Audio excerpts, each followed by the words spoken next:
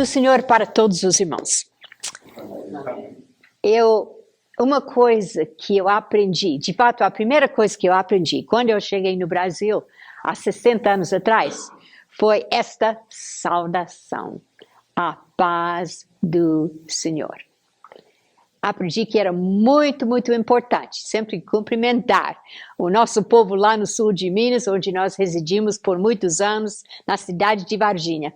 Aqueles irmãos tiveram tanta paciência com essa estrangeira que não sabia falar nenhuma palavra de português. Mas o meu sogro, que era o pastor de lá, ele insistiu, desde o primeiro dia que eu cheguei, eu tive que estar no culto. Naquele tempo, o culto era 4 vezes no domingo, segunda, terça, quarta, quinta, sexta, sábado. Tinha culto toda noite. E ele queria que eu estivesse lá e tocando acordeão. Agora, como eu poderia acompanhar o culto quando não entendia nada?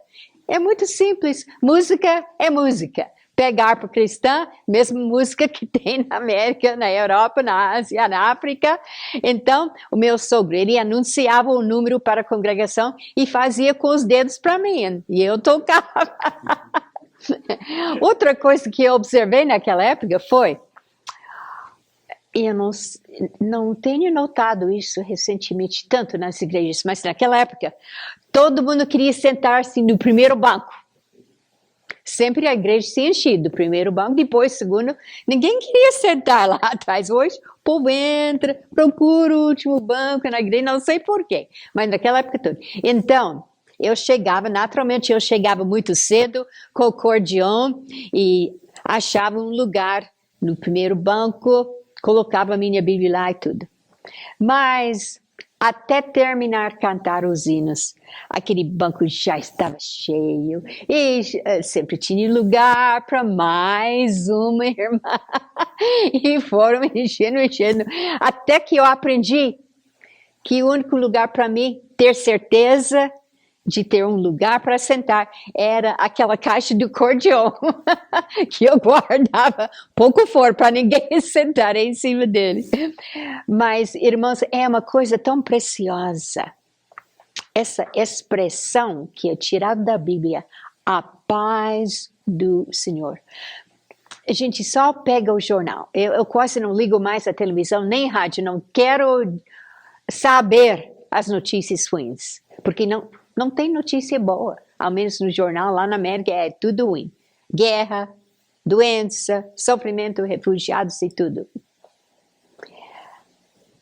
O nosso mundo é um mundo sem paz. Quando eu viajo, mesmo dentro dos Estados Unidos e para fora, eu saio de casa, naturalmente morando sozinha, minha casa é silenciosa, igual ao cemitério. Mas chegando no aeroporto, é um barulho que quase não aguento. Parece que ninguém conversa com outra pessoa num tom natural. Lá no ar todo mundo está gritando. Fulano, esperando na fila, gritando no lanchonete, pegando uma coisa para comer, gritando na segurança. E quando a gente finalmente chega lá no portão, para esperar, geralmente mais ou menos 1 hora, é 1 dúzia de pessoas. A gente está cercado por pessoas gritando no celular. Fulano, ciclano, é barulho, barulho, barulho. Falta paz no mundo. Até de vez em quando a gente na igreja nota, as pessoas realmente não têm paz. É confusão, tem gente que nem está cantando, nem orando, parece que estão voando lá. E é tão necessário que nós guardemos a paz de Deus constantemente em nosso coração. Ultimamente, nos últimos 25 a 30 anos, o povo tem chegado ao ponto de sempre sentir depressão, preocupação. Eu me lembro que nos últimos anos, o irmão Bernardo faleceu há 22 anos atrás, e por uns 10 anos ao menos, ele não pregava nenhum domingo quando Deus não revelou para ele que havia 2 ou 3 pessoas que estavam tão deprimidas que tentaram suicídio naquela semana. O mundo falta paz. E nós, como crentes, nós temos que ser exemplos sempre da paz de Deus. E um dos nomes de Jesus é a paz de Deus, que vem de, segundo livro ao Tessalonicenses 3:16. Irmãos, é interessante, não sei se os irmãos já notaram, que em muitos livros da Bíblia, esse capítulo 3 e o versículo 16 é importante. Não só João 3,16, que é tão conhecido, mas os irmãos vão observar alguma vez ou outra isso. Vamos ler juntos, segundo Tessalonicenses 3:16. Ora, o mesmo Senhor da paz vos dê sempre paz, de toda maneira. O Senhor seja com todos nós. Achei interessante essa frase, de toda maneira. Significa em qualquer circunstância. Nós temos paz. Uns 30 anos atrás, irmão Bernardo e eu estávamos na outra América, foi uma noite calma, e o telefone tocou à meia-noite. E foi a irmã mais nova dele, a Miriam, que é missionária em São Paulo. E ela estava chorando. Disse, ela sempre chamava meu esposo de Bernardino. Ele tinha 20 anos mais velho do que ela.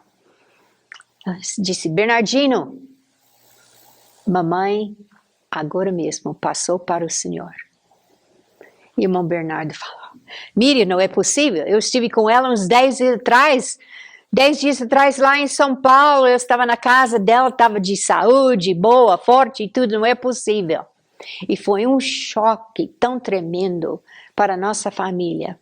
A minha sogra tinha passado 40 anos no trabalho missionário no Brasil, uma pessoa muito, muito forte.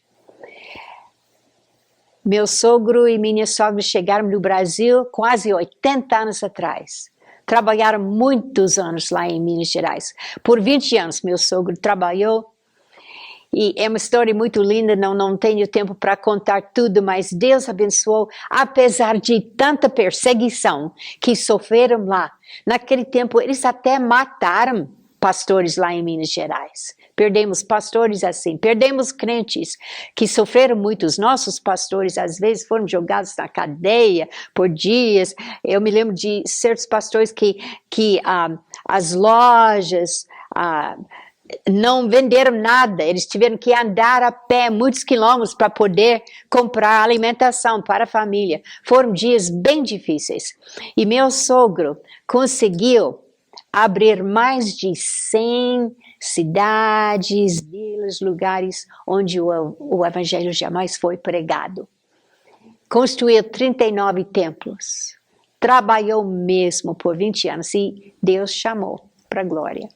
E a minha sogra continuou no Brasil, mais 20 anos, trabalhando em São Paulo, pregava por todo lado nesse país.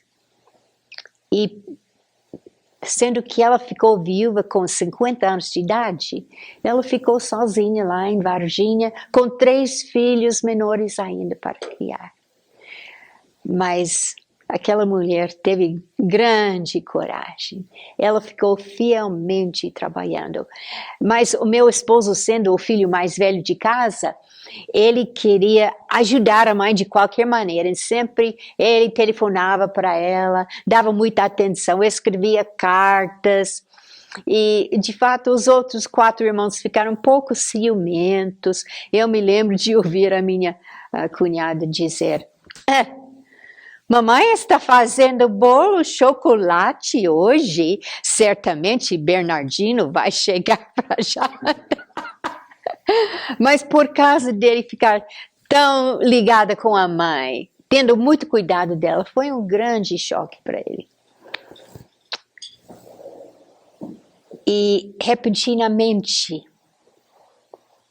a Miriam grita, Bernardino, você tem que chegar. tem que chegar para nos ajudar com culto fúnebre e tudo. E ele tentando falar para ela, Miriam, você sabe que não há avião neste mundo que pode me levar para o Brasil dentro de 24 horas para fazer um culto funerário.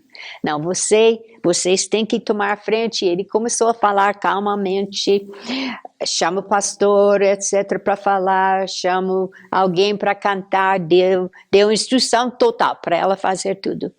E quando terminaram de falar, já era bem tarde, talvez 1, 2 horas da madrugada. E meu esposo, então, deitou-se na cama, mas o corpo dele estava tremendo de tanta dor, lágrimas, que ele não podia soltar. E eu fiquei aflita, pedindo a Deus para me ajudar, o que eu poderia dizer, como eu poderia ajudá-lo, nessa hora de tanta dor para ele.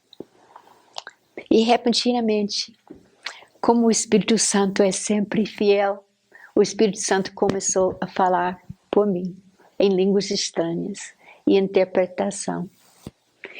E o Espírito Santo disse assim, por que estás chorando?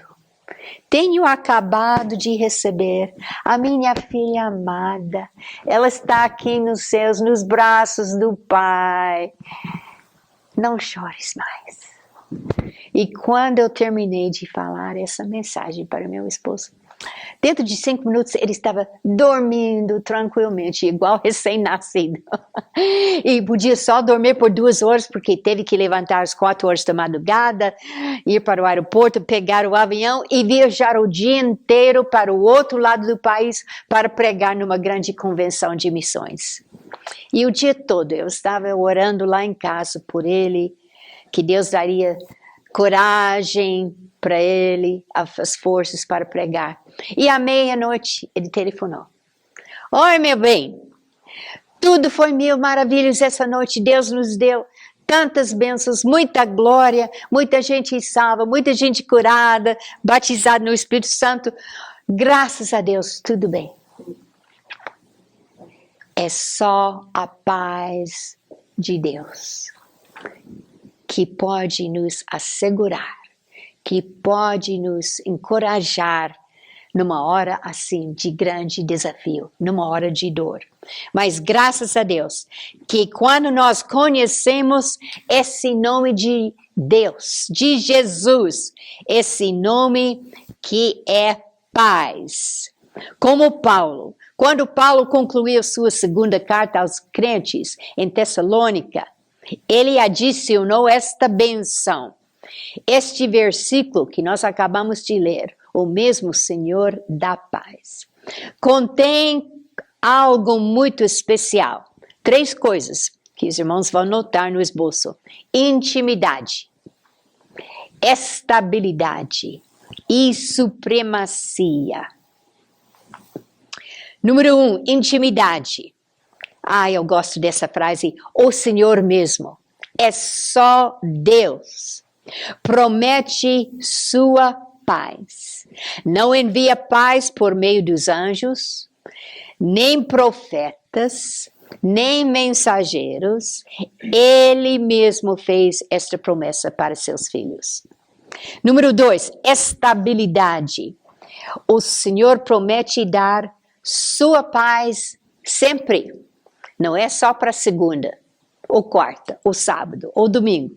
É sempre, todos os dias. Nossa jornada traz dificuldades, tentações, lutas, engano, abuso, maltratamento e obstáculos.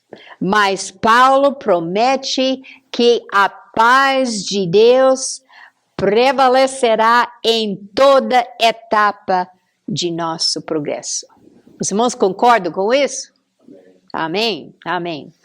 Número 3, supremacia. 2 Coríntios 1 e 3. Bendito seja o Deus e Pai do nosso Senhor Jesus Cristo, o Pai das misericórdias e o Deus de toda consolação. Isto é seguro de vida eterna. Amém? Sem custar nada, porque somente Deus tem todo o poder e controle de misericórdia e consolação. Os irmãos já pararam de pensar como é que o povo deste mundo enfrenta a vida sem a paz de Deus? Obviamente, o jornal está sempre dizendo quantas pessoas mais estão tomando drogas. Quantas pessoas? Tem aumentado tanto o número de pessoas que tomam remédio para dormir por falta de paz. Mas graças a Deus que nós já chegamos à fonte de toda consolação. Porque nós temos a paz de Deus em nossa vida. B. Vivendo neste nome. Conforto e consolação fazem parte da natureza divina de nosso Deus. A palavra paz no grego, que significa união, harmonia e totalidade. Tudo isso, também compostura, tudo isso faz parte da paz maravilhosa de Deus. Cristo proporciona compostura para nossa situação em 3 maneiras. Número 1, Jesus proporciona sossego nas situações difíceis. Os irmãos já tiveram alguma situação difícil para enfrentar? E não tinha resposta, não sabia de onde viria a solução. Durante aquela tempestade no mar da Galileia, ele ordenou a tempestade parar. Naturalmente, isso foi um grande milagre para seus discípulos atemorizados.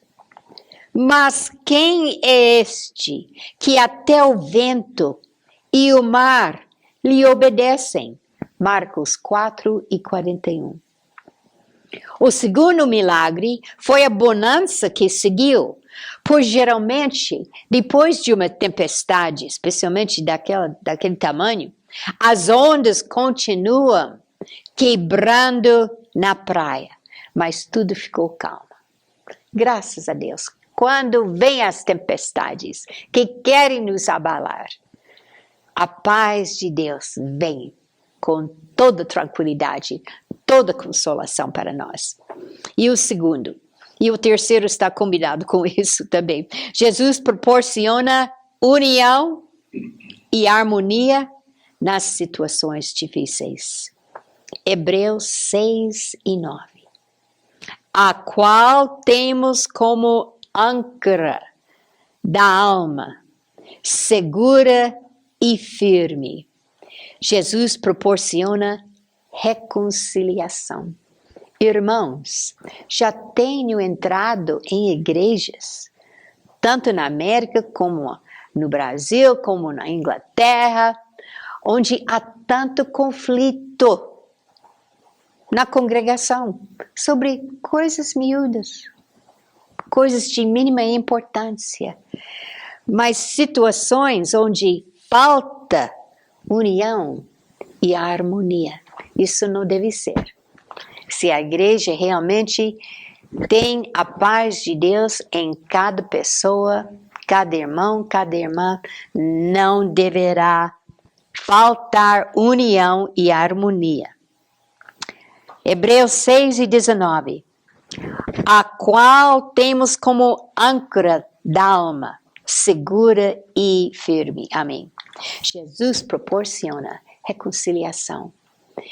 E todo dia eu oro a Deus pedindo, Deus manda para nossas igrejas irmãos e irmãs que têm esse dom de reconciliação, para ajudar os pastores, os líderes da obra, que precisam de muita ajuda nesse sentido.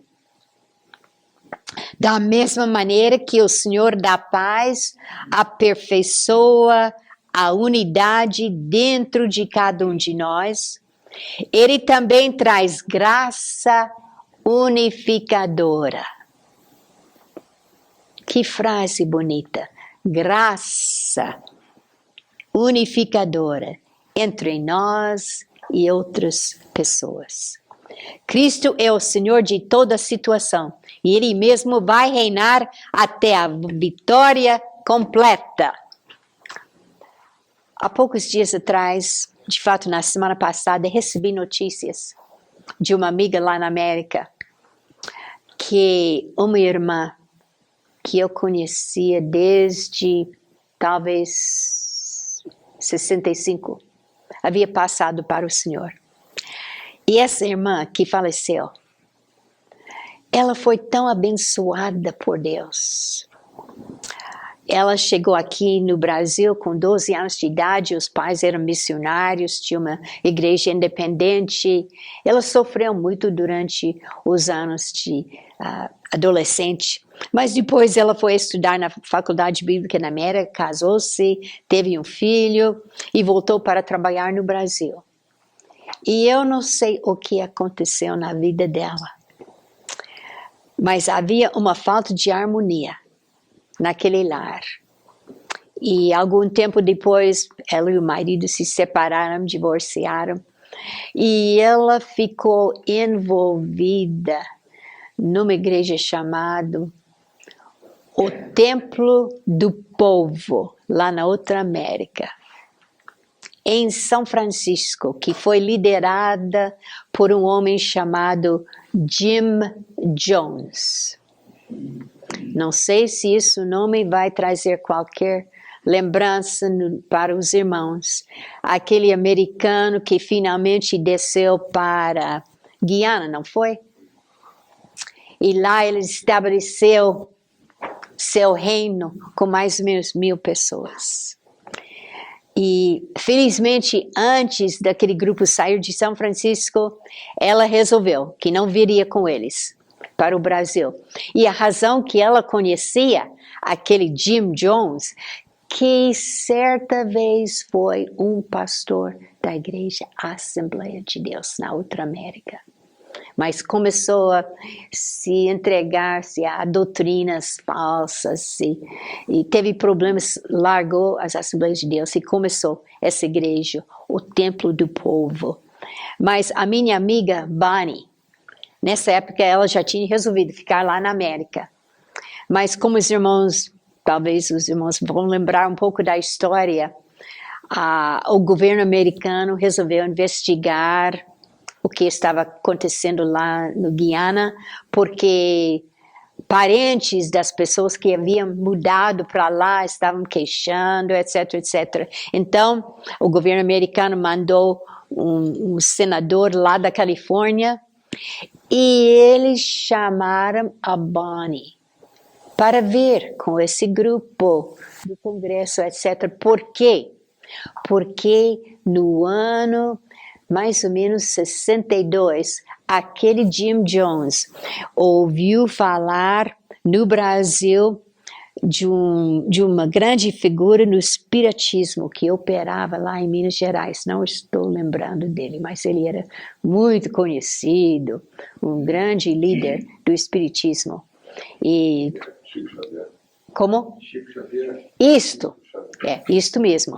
E por causa da fama dele espalhar-se pelo mundo todo, esse pastor Jim Jones veio para conhecer, ficar descobrindo os segredos do espiritismo. Infelizmente. Então, Bonnie chegou lá junto com Georgetown, me parece que é o nome da cidade, lá em Guiana. E o grupo de Jim Jones estava bem no interior. E então, o primeiro avião foi um avião pequeno, alugado. Eu acho que podia levar só 8 pessoas que iam sair da capital com o senador e fotógrafos.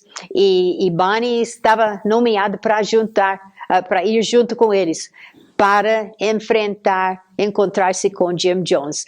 Porque o Jim Jones tinha chamado ela sempre da filha dele, porque aquele ano que ele esteve no Brasil, ele ficou conhecendo a família, o pai e a mãe da Bonnie, e eles sentiram tanto que esse americano, Jim Jones, estava lá com muitos filhos, não falava português, precisava de alguém ajudar, e mandaram a filha de 16 anos, naquela época, Bonnie, para morar com aquela família do Jim Jones. E assim ela ficou muito ligada com a família. Mas aquele primeiro avião, eles disseram, desculpe, Bonnie, você tem que esperar para o segundo avião. E como foi tão triste a história, que quando o avião desceu lá, conversaram com Jim Jones, passaram a noite, no outro dia, quando foram sair, foram todos mortos. Mas a Bonnie teve muitos dons espirituais. Deus tinha abençoado muito a vida dela.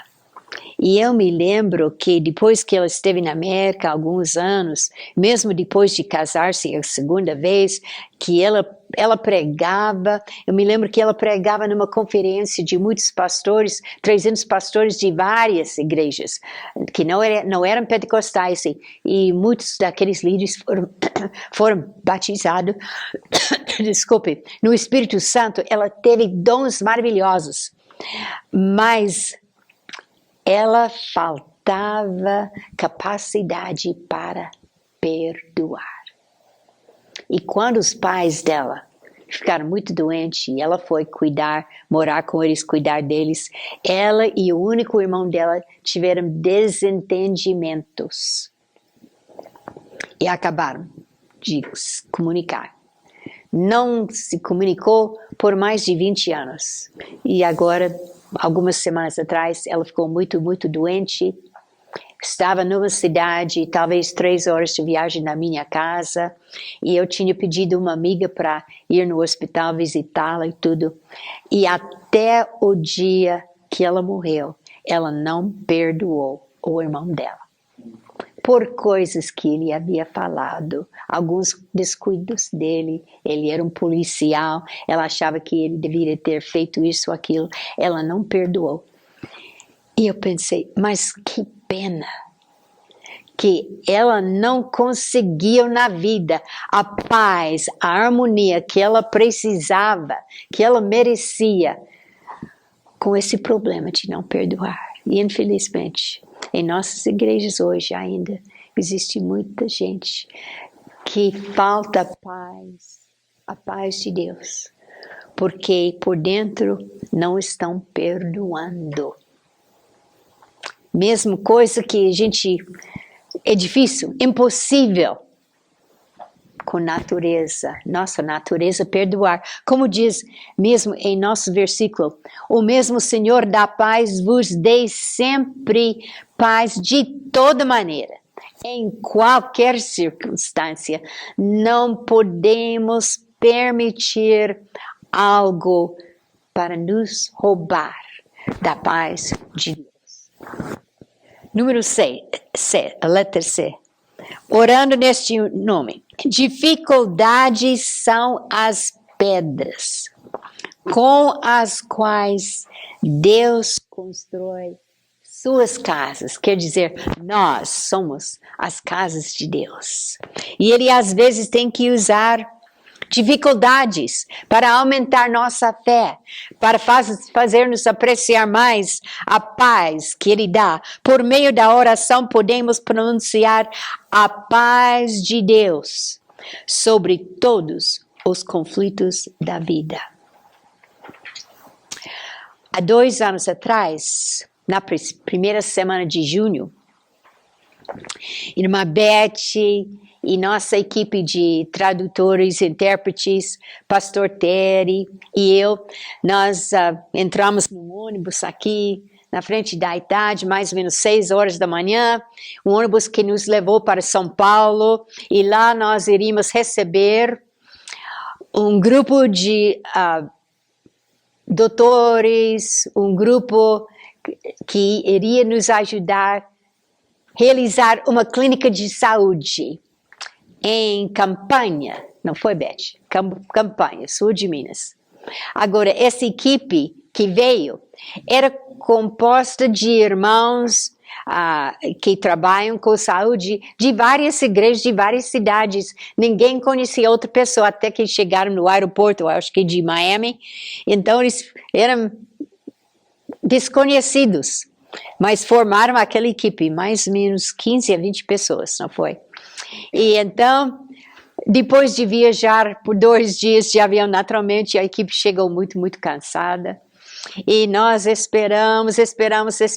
Naquele dia, eu acho que 4 horas de atraso daquele avião lá em Guarulhos. Foi horrível. A gente estava tão cansada, andando lá, tentando ficar acordada para receber o grupo com alegria, sorriso e tudo, esperando. Por causa do tempo, eles tiveram que voar para Belo Horizonte, para outras cidades, porque não podiam descer. Até que o tempo mudou.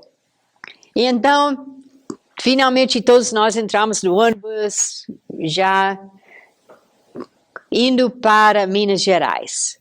Paramos para almoçar, viagem foi boa, chegamos lá mais ou menos 6 horas da noite. Foi tarde e a igreja em Campanha já tinha marcado o culto para a gente participar naquela noite, mas não deu certo, não deu tempo, só 3 ou 4 irmãos, os médicos lá, que poderiam assistir o culto.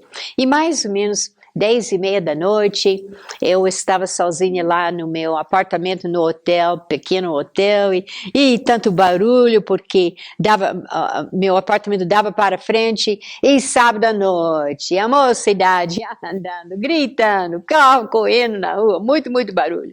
E finalmente eu consegui dormir um pouco, quando alguém bateu na minha porta. E eu pensei, nessa hora, quem está em pé? E quando eu abri a porta, lá era meu filho, Pastor Terry, cercado por os primos dele, 2 primos que são missionários no Brasil, e outros membros da equipe e nós os intérpretes. E quando eu olhei no rosto dele, eu pensei, ele está sofrendo um infarto, por que não tem chamado a ambulância? Meu filho está doente, tem que ir para o hospital. E ele gritou para mim, mamãe, Michael faleceu. O único filho dele, de 25 anos de idade. Michael morreu. Eu tenho que ir para a América já já. A senhora vai comigo? Eu falei, mas é claro.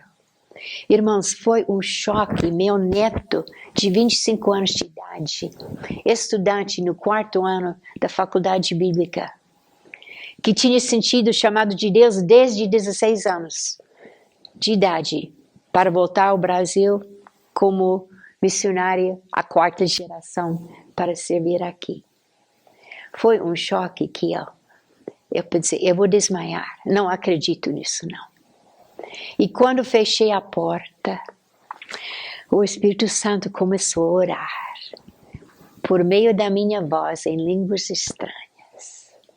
E a paz de Deus desceu no meu coração, como aquela chuva, aquela primeira chuva da primavera, tão suave. E eu ouvi as palavras lá do céu. Michael é salvo e seguro nos braços de Jesus. A palavra de Deus foi a palavra que trouxe a paz ao meu coração. E, irmão, foi aquela paz que ficou durante aqueles dias. Os milagres que Deus fez para conosco naquela hora tão triste, tão trágica. De fato, o primeiro milagre foi que a esposa a minha nora, irmã Beth, ela não tinha viajado conosco no ônibus para a Campanha. Ela teve que ficar aquele sábado lá em Campinas, porque ela tinha ensaio do coral dos jovens que ela regia. Então, ela não estava conosco, estava em casa. E junto com ela foi a minha filha, que havia viajado da América para trabalhar também como intérprete na clínica. A minha filha estava junto com ela quando a irmã Beth recebeu o telefonema da família dela na América. Porque A minha nora, o dia todo, tinha mandado texto pela internet para o Michael, sabia que ele não ia viajar, deve estar em casa, e ele não atendia. Finalmente, ao meio-dia, ela pensou, eu preciso saber porque Michael não está atendendo telefone, nem a internet. Então, ela chamou a mãe dela, lá em Springfield, Missouri, onde o Michael estudava. Disse, mamãe, faz favor, tem qualquer notícia do Michael? Ela disse, não. Então foi na casa, lá no apartamento deles, estava tudo trancado. Um primo teve que quebrar vidro e viu o Michael caído no chão, na sala dele, com os braços elevados para Deus. Então, o milagre da minha filha estar junto com a minha nora, naquela hora difícil, durante horas, falando no telefone. E logo chegaram jovens da igreja também para casa lá, aqui, para consolá-los, passar a noite com elas, até que nós fôssemos chegar de campanha. Deus fez tantos milagres. Irmão Oséias, aqui, filho do pastor Josué, já na hora cedinho, conseguiu passagem no primeiro avião que ia sair naquela noite. Isso foi milagre, porque na época de férias, mês de julho, não tem lugar no avião. Ele encontrou 4 lugares para nós. E assim Deus foi milagre, fazendo milagres. Mas a paz de Deus, na hora de mais desespero, na hora de mais tristeza, tragédia, a paz de Deus está sempre nos esperando. É só abrir o coração para abrir. E eu oro que quando os irmãos voltem para casa essa semana, esse fim de semana, que Deus vos daria uma nova porção de paz especial, para ajudar a trazer união, unidade, harmonia na sua família, na sua vizinhança, na sua igreja, porque nós temos esse dom, essa dádiva tão preciosa, a paz do Senhor. Eu gosto tanto, amo esses hinos da harpa, porque muitos desses hinos eu conheci desde o dia que nasci. Porque sendo criado na escola dominical, na igreja Assembleia de Deus, e eu gosto muito do coro desse hino. Alguém conhece? Paz, gloriosa paz. Vamos cantar só o coro uma vez para agradecer Deus. Paz, paz, gloriosa paz. Paz, paz, perfeita paz, desde que Cristo minha alma salvou, tenho doce paz. Amém. Que Deus abençoe ricamente os irmãos com muita paz hoje, em todos os estudos, as aulas, em tudo. Vai ter paz.